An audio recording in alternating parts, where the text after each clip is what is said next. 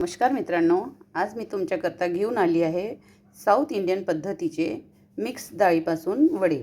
चला तर मग आता आपण रेसिपीला सुरुवात करूया। बघा, आज आपण साऊथ इंडियन पद्धतीचे मिक्स डाळीचे वडे असे तयार करणार आहोत। तर ही मिक्स डाळ आहे। मी हे डाळ प्रत्येकी किती घेतली मी तुम्हाला दाखवते। बघा, प्रत्येकी डाळ 20 ग्राम आहे। ही चण्याची डाळ, मसूरची डाळ, मुगाची डाळ, तुरीची डाळ आणि हा पांढरा आपला उडद आहे। म्हणजे उडद काळा असतो ना, तर हा बिना छिलट्याचा उडद आहे। आणि हे सगळ्या डाळी खूप पौष्टिक आहेत आणि प्रत्येक डाळीचं आपल्यामध्ये एक स्वतःची चव आहे। आणि ह्या मिक्स डाळीचे वडे अप्रतिम लागतात साऊथ इंडियन पद्धतीने। आज आपण याचे वडे बघणार आहोत।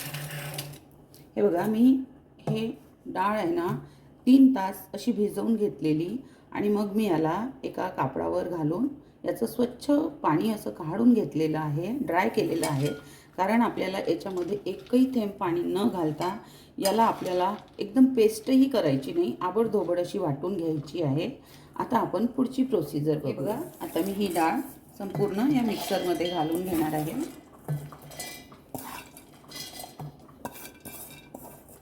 तुम्हाला जर जास्त प्रमाणामध्ये वडे बनवायचे आहे ना, तर तुम्ही जास्त डाळ घेऊ शकता। मला तुम्हाला दाखवायचं म्हणून मी अगदी कमी प्रमाणामध्ये ही डाळ घेतलेली आहे। तरी एवढ्या डाळीमध्ये आपले भरपूर वडे तयार होतील। आता मी याला मिक्सरमधून वाटून घेणार आहे। हे बघा, मिक्सरमधून डाळ अशी वाटून घेतलेली। हे बघा, अशी ठेवायची, खूप याला अशी बारीक नाही करायची आणि एकही थेंब पाणी घालायचं नाही। तेव्हाच आपले वडे छान असे क्रंची पण होतील आणि खायला त्याची टेस्ट पण अप्रतिम होणार आहे। तर अशी आपल्याला ही डाळ वाटून घ्यायची आहे। ही बघा, डाळ आपली अशी झालेली आहे। आपण एकही थेंब पाणी याच्यामध्ये घालायचं नाही। आता याच्यामध्ये कोणी तांदळाचं पीठ घालतात किंवा मग रवा पण घालू शकतो आपण। तर मी तांदळाचं पीठ नाही घालत आहे, कारण आपले वडे छान असे क्रंची व्हावेत म्हणून साऊथ इंडियन लोक तेच करतात। ते बघा, मी 1 चम्मच आणि हा थोडा अर्धा चम्मच असा मी या पोह्याच्या चम्मचनी, छोट्या स्पूननी मी 1.5 चम्मच असा रवा घालून घेतलेला आहे याच्यामध्ये। अगदी थोडी अशी हळद, अर्धा चम्मच असं धन जिरं पूडची ही आहे पावडर। धणे आणि जिरं असे भाजून वाटून घेतलेले आणि हे अगदी थोडं असं मीठ। हे बघा, ही हिरवी मिरची आहे, क्रश करून घेतलेली आहे, त्याची पेस्ट आहे ही। आपण या वड्यामध्ये जेव्हा आपण डाळ वाटली वड्यांकरता, तेव्हा याकरता हे अद्रक, लसण किंवा मिरची याच्यामध्ये नाही वाटली, कारण त्यांनी माहिती आहे का या वड्याला ती चव पण येत नाही आणि आपलं बॅटर पण हे गिलं झालं असतं। कारण आपल्याला बॅटर हे गिलं करायचं नव्हतं, हे मोकळीच डाळ वाटायची होती। तर हे अर्धा चमचा असं मिरची पेस्ट आहे आणि बघा, आलं मी असं किसून घेतलेलं आहे। छान टेस्ट येतो याला, नक्की घाला। वाटून नका घालू, मी पेस्टही घालू शकत होते पण पेस्ट नाही घालायची, असं क्रश करूनच घालायचं। आणि हे लसण आहे, लसण याला तुम्ही जास्त प्रमाणात घातलं तरी चालते, कारण याचा जो फ्लेवर आहे ना वड्यामध्ये खूप अप्रतिम येतो। आणि हा कढीपत्ता आहे, याला असं क्रश करून।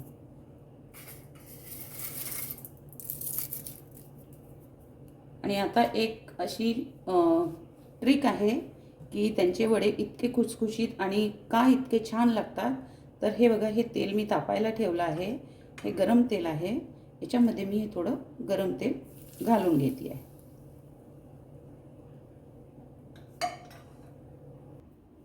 हे बघा, आता याला छान मी एकजीव असं करून घेणार आहे।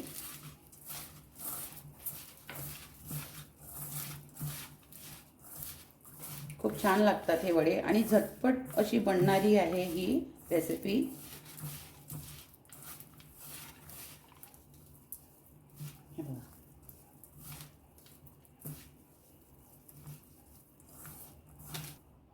बघा, मी याच्यामध्ये कांदा नाही घातला आहे, लसूण घातला आहे पण कांदा नाही घातला आहे। त्याचं कारण असं आहे की आपले वडे क्रिस्पी तर होतील, पण ते काही वेळ क्रिस्पी राहतील, 1 घंटा म्हणा या 2 घंटे म्हणा।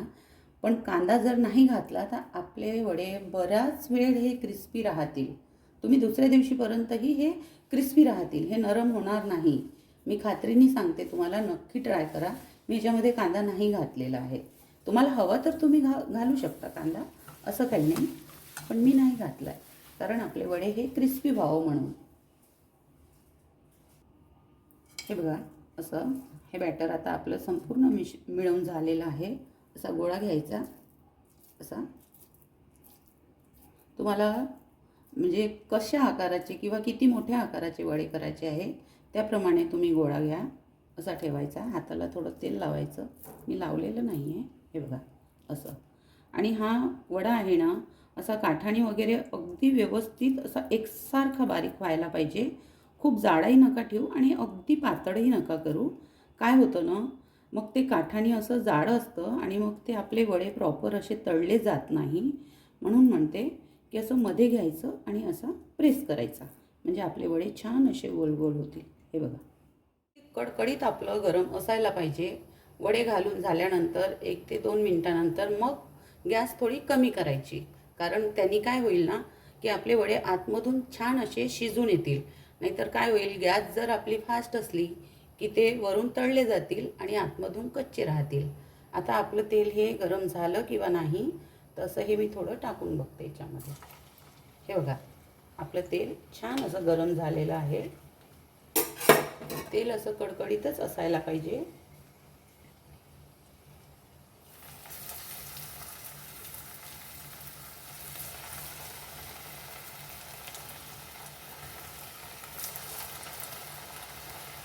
वडे असे आधीच तयार करून घेतले ना की मग गरम तेलामध्ये असे घालायला बरे पडतात.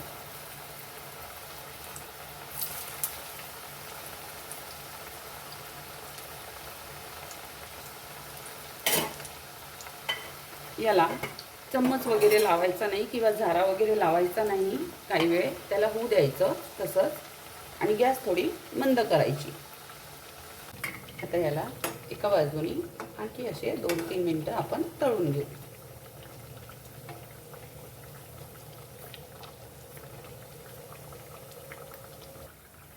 हे बघा, छान झालेले आहे आपले वडे. मी 2-3दा याला आलटून पालटून असं शेकून घेतलेलं.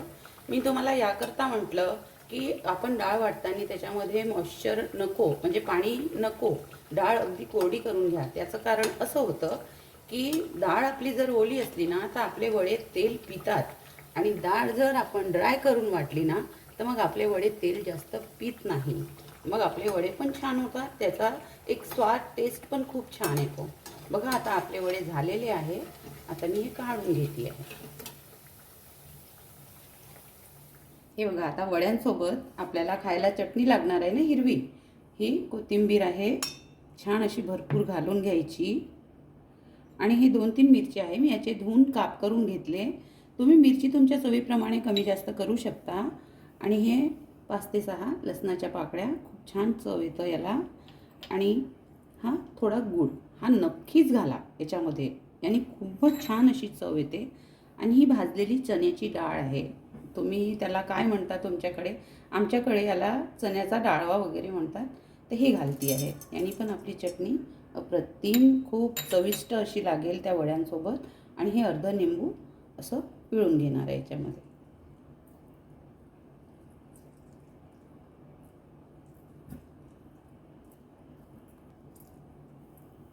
हे बघा, निंबू असं मी संपूर्ण असं पिळून घेतलेलं.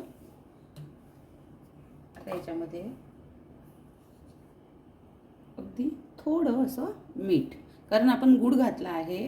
गुळामध्ये काय असतं, त्याच्यामध्ये पण एक मिठाचं प्रमाण असतं, म्हणून याच्यामध्ये मी ऑलरेडी कमीच असं मीठ घातलेलं आहे.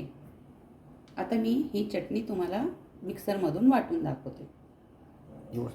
याच्यामध्ये अगदी थोडं असं पाणी. हे बघा, मी चटणी वाटून घेतली आहे. आणि आता याच्यामध्ये मी हे 2 ते 3 चम्मच खोबरं किस घालती आहे. याच्यामध्ये ओलं खोबरं असलं तर उत्तमच, आणि नसलं तर मग हे आपल्याकडे किस असलं तर किस घालायचं. कारण साऊथ इंडियन वडे आहे तर मग खोबरं तर असायलाच पाहिजे. आता मी हे परत अजून मिक्सरमधून वाटून घेणार आहे. हे बघा, आता मी हे पुन्हा वाटून घेतलं आहे पूर्ण मिक्सरमधून. हे बघा, आता मी याला या वाटीमध्ये काढून घेते.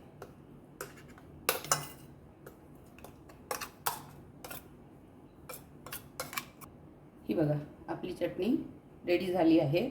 आपण याला वड्यासोबत अशीही खाऊ शकतो, पण आपण अशी खाल्ल्यापेक्षा याला जर तडका दिला ना तर अजून दुप्पट मजा येईल. तर मी आता याला तडका घेतला आहे छोटं. त्याच्यामध्ये मोहरी टाकणार आहे. मोहरी छान अशी तडतडू द्यायची, तेव्हाच आपला तडका छान असा तयार होईल. आणि एक ही लाल मिरची आहे, त्याला तोडून घेतली, ती पण घालणार आहे. आणि हा कढीपत्ता.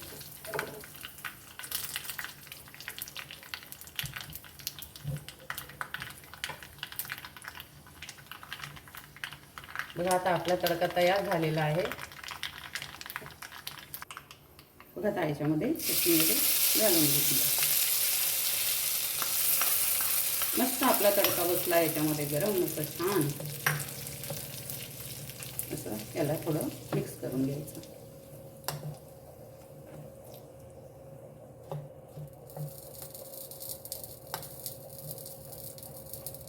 तर अशी होती आजची आपली ही साऊथ इंडियन पद्धतीने बनवलेली क्रिस्पी असे वडे मिक्स डाळीचे.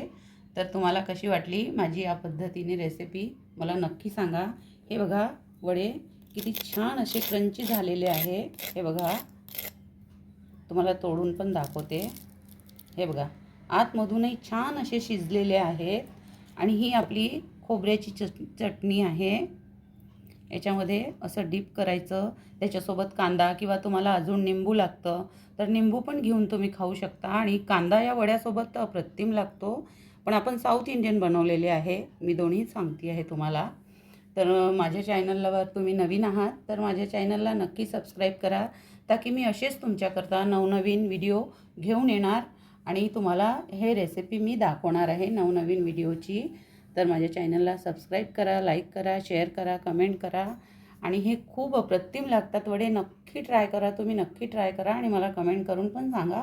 आपलं सर्वांचं खूप खूप धन्यवाद.